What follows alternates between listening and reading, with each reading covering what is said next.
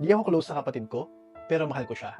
Kayo rin ba? Middle child ako, tapos mas close yung panganay at bunso namin. Kaso, wala na yung kuya ko, yung panganay namin. It's just me and my younger brother. Ever since nawala si kuya, ako yung sumalo ng responsibilidad ng pagiging breadwinner. Pero, hindi ako katulad ni kuya na engineer. Ako kasi, pinursu ko yung content creation. Minsan, napapaisip din ako kung kaya ko bang itaguyod yung family namin just by making videos. Minsan, napapaisip ako na mali ba na umalis ako ng corporate. Pero dito ako magaling and ito yung passion ko. Minsan, sa sobrang gusto kong galingan yung trabaho ko, nagpupuyat tapos sagad din sa pagod. Kaya nagkakasakit din paminsan-minsan. Di ko makalimutan yung nagkatrangkaso ako tapos kami lang ni Bunso yung andito sa bahay. Medyo awkward pero siya yung bumuhat sa akin kasi hindi ako makabangon. Nagkusa rin siyang bumili ng BioFlu para makainom ako ng gamot para sa flu symptoms. Sa kanya, maliit na bagay lang yun pero that made an impact on me. Pagkatapos noon, nag-open up kami sa isa't isa na he looks up to me and proud siya na content creator ako. From that moment on, I stopped doubting myself and my career path. Bilang kuya, gusto ko makapagtapos yung bunso namin, then follow his dreams and pursue his passions just like I did.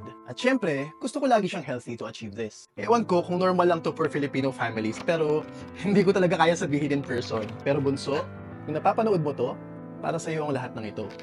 Para may maiwan akong marka sa buhay mo.